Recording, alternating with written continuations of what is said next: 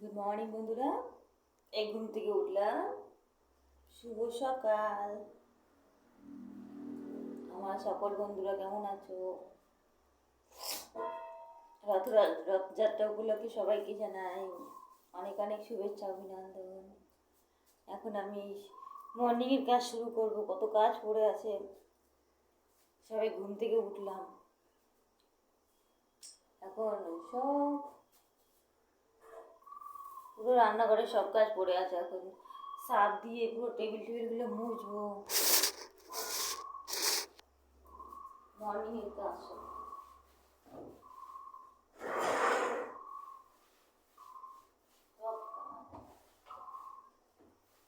পড়ে রয়েছে সকালে সব কাজ।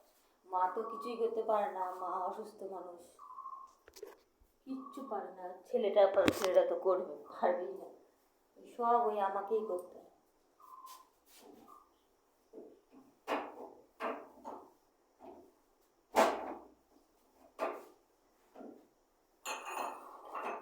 কেমন ঘুরলে রথের মেলায়? কমেন্টস করো বন্ধুরা।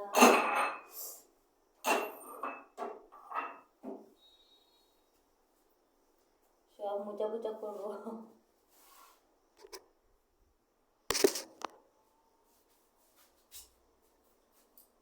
গ্যাস মুছে দিলাম, সব মুছলাম টেবিলটা।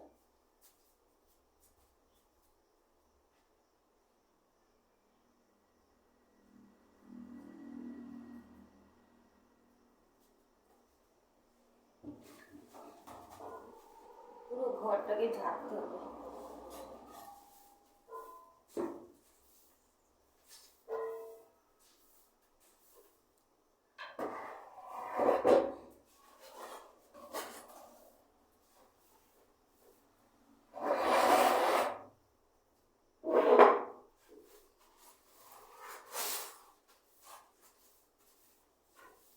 ইঁদুরে পটি করে দিয়েছে, ইঁদুর মহাশয় পটি করে দিয়েছে রান্নাঘরে। ইঁদুর তো রান্নাঘর মানে ইঁদুরের বাসা।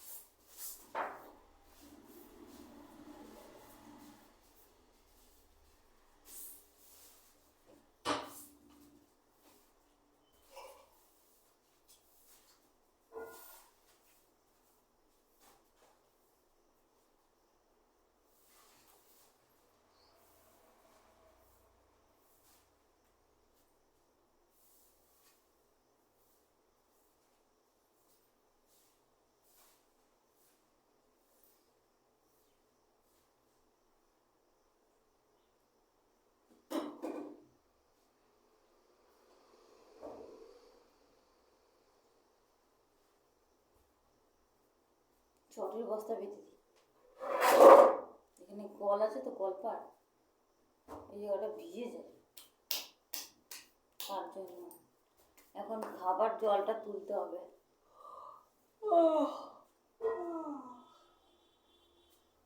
রাত্রে অনেক ঘুমায়নি, দীপও ঘুমায়নি। রাত্রি 2-3টে বেজে যায়, ও খেলা করতেই থাকে, ঘুমাতেই চায় না, খেলতেই থাকে। জলগুলো তুলে নিই।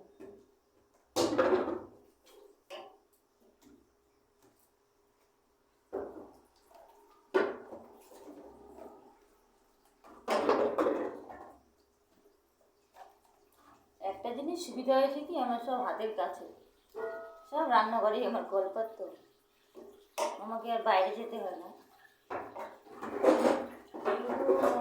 জামা কাপড় কাচতে শুধু বাইরে যেতে হয়, বাইরে একটা কল আছে।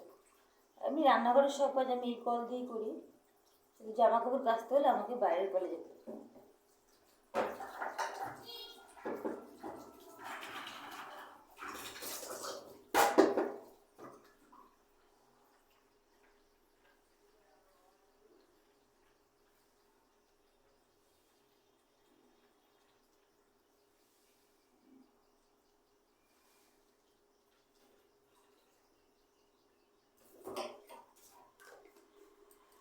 জল তুলে নিয়ে আসছি।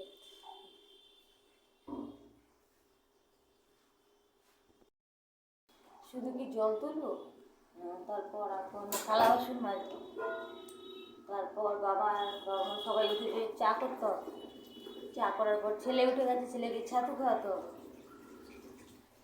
উঠান ঝাড়তে হবে, কত কিছু বাকি যায়। ছেলের সব জামা কাপড় পরে আছে, কাছাকাছি বাড়ি, মানে 10টা পর্যন্ত জল থাকে তো তুমুল কাজ আর কাজ। 10টার মধ্যে ছেলে জামা কাপড়গুলো 2-3 গামলা সব ধুতে হবে। 10টার মধ্যে আমার শুধু ছোটাছুটি জল তোলার পরে বাসন মাজতে। আজকে আবার বৃহস্পতিবার, আমাদের সব নিরামিষ, সব ধুতে লাগবে রান্নাঘরে, পুরো নিরামিষ। আর এই রান্নাঘরটা মুছতেও লাগে, নিরামিষের দিন তো আজকে বৃহস্পতিবার, সব নিরামিষ। আচ্ছা আজকে রান্নাঘরটাকে মুছতে হবে।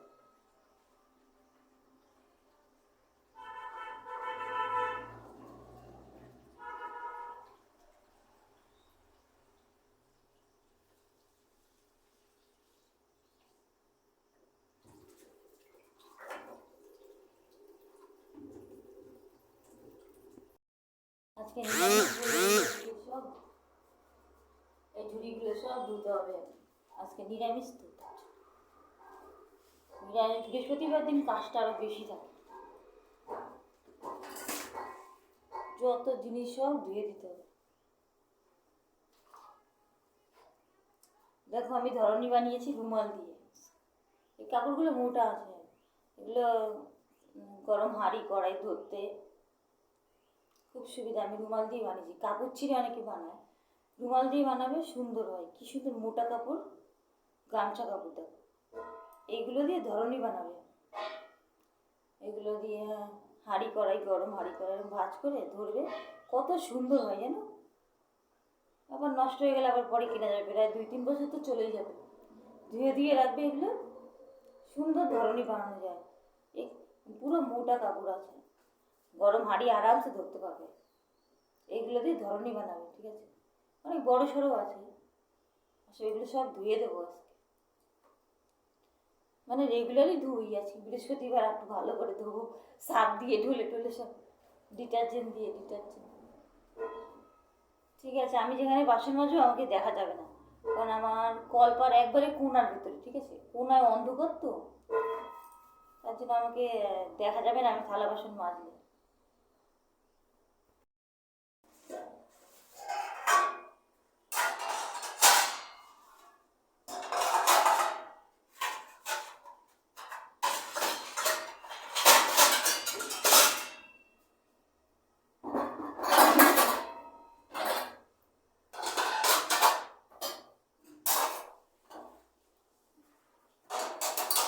আগে লোকের বাড়ি কাজ করতাম, এখন সব ওইসব ছেড়ে দিয়েছি। লোকের বাড়ি কাজ করা তো না, অপমান শোনা, শুধু অপমান করে, বদনাম, ঠিক কাজ করতে গেলে শুধু অপমান করে, একটু ভুল হলে। তাই লোকের বাড়ি কাজ ছেড়ে দিয়েছি, অনেক অপমান শুনেছি, মায়না তো ঠিকঠাক দেয়ই না, শুধু অপমান করে। তারপর কী করলাম, ঠিক কাজ বাদ দিয়ে শুধু ব্যায়াম করাবো সবাইকে, ফিজিওথেরাপি করবো। তারপর দর্জির কাজও ছেড়ে দিয়েছি, সময় পাই না, বুঝেছো। এখন শুধু ব্যায়াম করাই, ফিজিওথেরাপিটাই করাই, 4-5টা পেশেন্ট ব্যায়াম করে। সব লোকের কাজ ছেড়ে দিয়েছি। লোক হেভি কথা শোনায়, বাজে বাজে ইনসাল্ট করে, অপমান করে, লোকের কাজ করতেই নেই, কে যাবে অপমান শুনতে। তার জন্য আমি যেটা পারি আমি সেটাই করবো। আমি ফিজিওথেরাপি পারি, তাই ফিজিওথেরাপিটাই আমি এখন করি। কেউ বলবেও না, কেউ কিছু বলার নেই। লোকের বাড়ি কাজ করলে হেভি কথা শোনায়, অপমান করে, কী দরকার। তার জন্য লোকের বাড়ি ঠিক আছে ছেড়ে দিয়েছি। ব্লাড টানবো, ফিজিওথেরাপি করাবো, হয়ে যাবে আমার।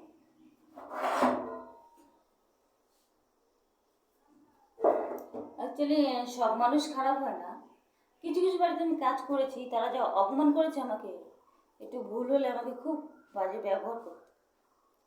সবাই তার জন্য খারাপ না, সেটা বলবো না, কিন্তু বেশিরভাগই আমি অপমানটাই পেয়েছি। তার জন্য আমি ঠিকা কাজটা ছেড়ে দিয়েছি। প্রচুর খাটাতো, মায়না কম দিত, ঠিক আছে। সংসারের সব কাজ আমাকে দিয়ে করিয়ে নিত, আর মায়না একদম কম দিত, জানো। তারপর আমার অনেক পেশেন্ট আছে, তাই ভাবলাম আর ওই সব কাজ করবো না, আমি ব্যায়াম করাবো, শুধু ব্যায়াম করাবো। লোকের কথা শুনতে আমি রাজি নেই। বাই। বাসন মাজবো, এই এক গামলা বাসন আমি মেজে নিলাম। আমার কলপাটটা ওই কোনায়, দেখানো যাবে না। এই বাসনগুলো সব মাজলাম, এক গামলা। ওটা রেগুলারই মাজা হয় আমার। তো এখন আমি পুরো ঘরটা মুছে নেবো, আজকে বৃহস্পতিবার, তার জন্য।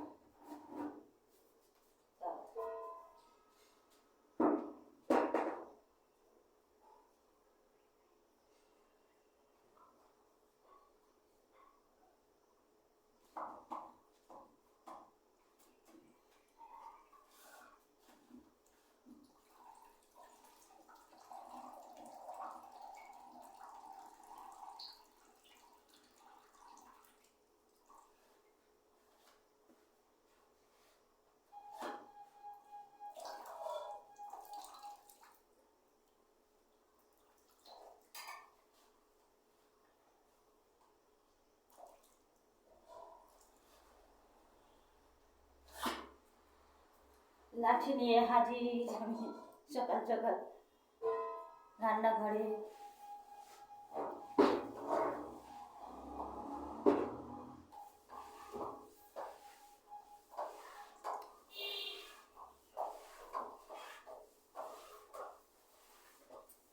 ফিনাইল দিয়ে সুন্দর করে মুছে নেব ঘরটা, ফিনাইল দিয়েছি।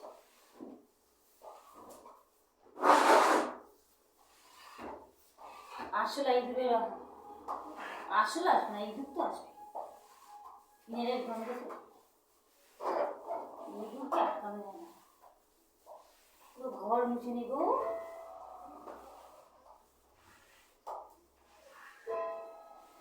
এটা হচ্ছে আমার মর্নিংয়ের কাজ। এখনো উঠান ঝাড়তেও বাকি, আমার ঘর গুছানো বাকি, বাবার ঘর গুছাবো, সব গুছাতে হবে।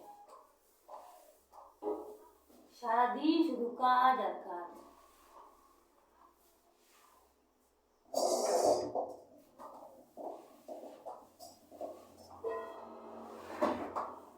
ওদিকে দীপ উঠে বসে আছে, দীপকে খাওয়াতে হবে।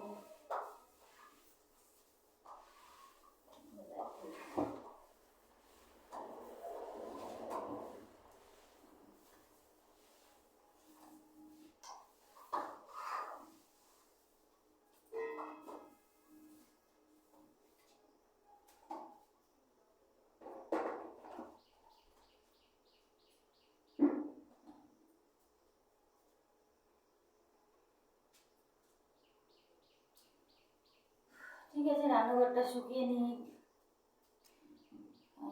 আজকে 4টে ঘর মুছতে হবে, ডোলে ডোলে। বৃহস্পতিবার সব মুছতে হবে, সারা দুনিয়া।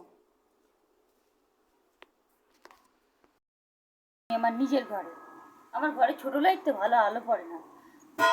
ওই দীপ খেলছে, দীপ উঠে গেছে, ঠিক আছে। ও উঠেছে অনেক সকালে, আমি ঘুমের জন্য উঠতেই পারিনি। ও পাশে বসে বসে খেলছিল, ও উঠেছে ভোর 5টায়। এখন আমি আমার ঘরটা একটু গুছিয়ে নিই ফটাফট, বিছানাগুলো তুলে নিই, ঠিক আছে। দীপ খেলছে, খেলুক, ওকে একটু পরে ছাতু খাইয়ে দেবো। দীপ সোনা, তুমি কি করছো? বিছানা তুলে নিই। এই তোমার থালা নাও, এই দীপের খিদে পেয়েছে। দীপ, আমার দীপ কিছু বলেই না, পুরো সাইলেন্ট। দীপের খিদে পেয়েছে? হ্যাঁ বলো। দীপ এখন খেলা নিয়ে ব্যস্ত। আমার ঘরটা একটু গুছিয়ে নিলাম পর।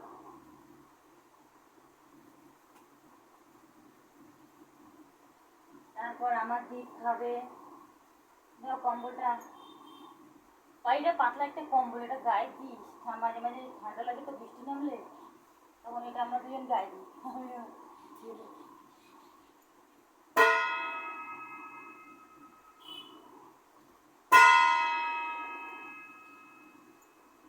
বন্ধুদের হাই করে দাও, গুড মর্নিং বলে দাও। বলো মর্নিং বন্ধুরা, কেমন আছো? তুমি খেলো, আমি গুছাইনি বিছানাটা।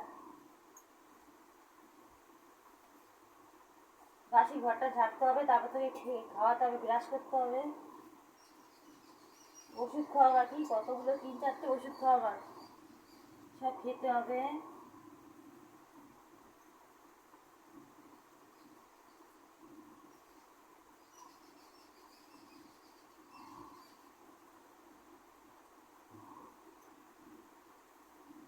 আমি সারাদিন একটু রেস্ট পাই না। সংসারের সব কাজ এই মর্নিং থেকে শুরু, রাত্রি 12টা পর্যন্ত একটু রেস্ট পাই না। আমি এত কাজ করতে হয়। এখনো তো কাছাকাছি শুরুই করিনি, দুনিয়ার কাছাকাছি কলপারে রয়েছে।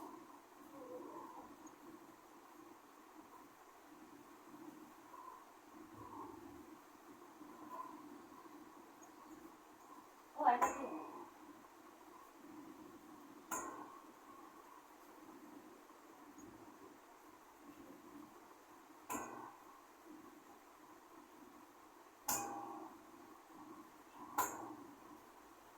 দীপের জন্য ভালো বুঝাতে পারলাম না। ও সারাদিন খাটেই থাকে, যেহেতু ওর পা দুটো খারাপ, তো ওকে খাটের থেকে বেশি নামাই না, ওপরেই খেলে। আর নিচে গেলে ওর পায়ে ব্যথা পায়, তার জন্য ওপরেই থাকে। তুমি ওপরেই খেলো, খাওয়াবো। বেশি দীপ,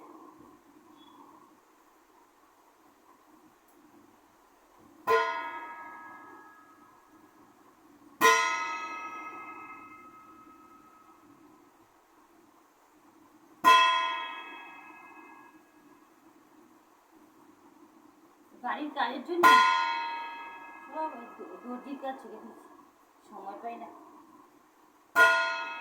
আর যত দিন যাচ্ছে আমার মা খালি অসুস্থ হয়ে পড়ছে।